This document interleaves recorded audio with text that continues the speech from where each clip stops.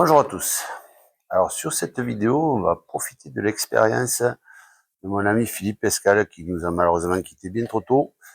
Et donc sa spécialité c'était vraiment le travail d'appui. Et on avait fait un petit montage ensemble. Je voulais vous en faire profiter parce que c'est vraiment intéressant pour faire évoluer vos jeunes au niveau des attitudes de course. Allez, place à la vidéo. La première chose importante, c'est la plante de pied. Il faut toujours que la plante de pied soit relevée. Pour relever la plante de pied, il faut relever les orteils.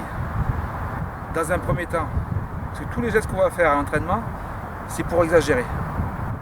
Donc, hop, on relève les orteils. Je relève, d'accord, je relève la plante des pieds, les orteils, et au moment où je pose, je fais pas ça pour m'écraser, je fais ça. Et je pose pas le talon. Je pose pas le talon. Donc c'est le cycle, c'est le cycle de la goutte d'eau. Hop, la goutte et la pointe. Hop, la goutte et la pointe. Voilà, ça c'est la première chose. La deuxième chose, c'est le bassin. Il ne faut pas que le bassin soit en introversion. Il faut le redresser. C'est-à-dire, buste droit va avec le bassin. Dès qu'on est sur la fatigue, on aura tendance à faire ça. Et là, ça veut dire qu'on s'écrase et qu'on va remettre le talon au sol. Donc on se redresse, on redresse le bassin pour aller chercher la plante de pied. Et après, c'est les épaules. Au départ, j'exagère, je sors vraiment les épaules de façon à tirer le bassin vers le haut et mon buste droit. Alors au départ, même si c'est pas beau, même si les gens et les joueurs ne ressentent pas cette nécessité de le faire, il faut leur faire faire.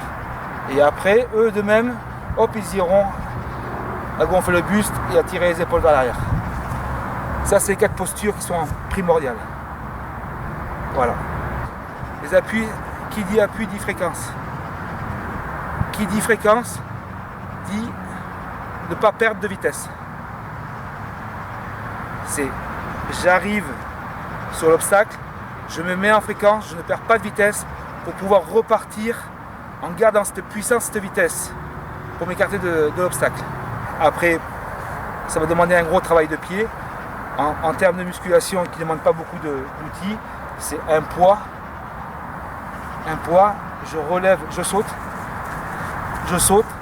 je relève dans un premier temps pour être facile, je relève plante de pied, je pose pas le talon, jamais. Si je suis plus fort, je fais ça, je relève. Après les postures, c'est je fais ça, poids ici, poids ici, poids ici, poids ici, poids ici, poids ici. Et j'en fais 30 à chaque fois sur chaque posture.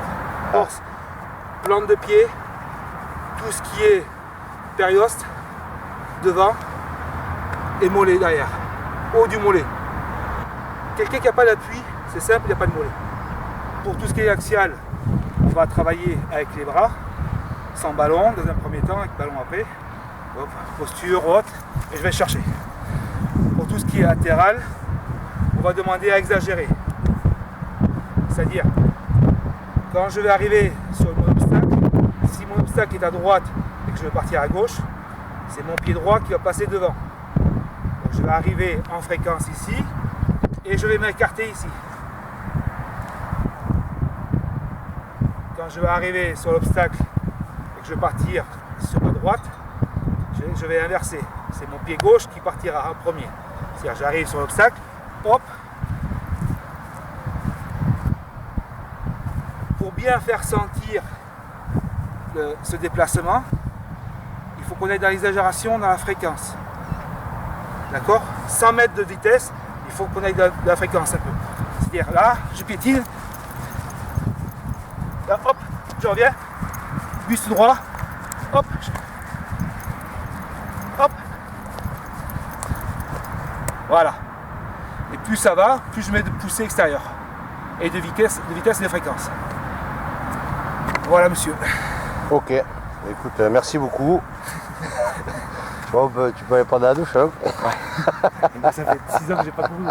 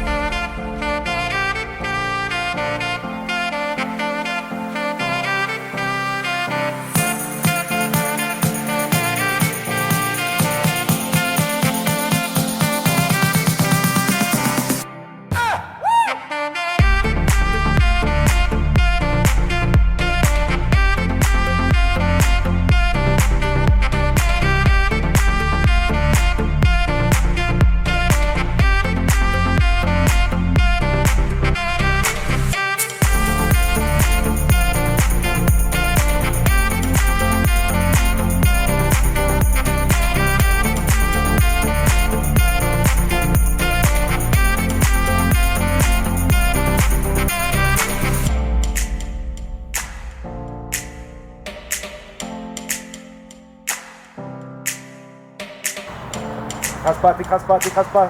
Toujours plein de force, plein de force.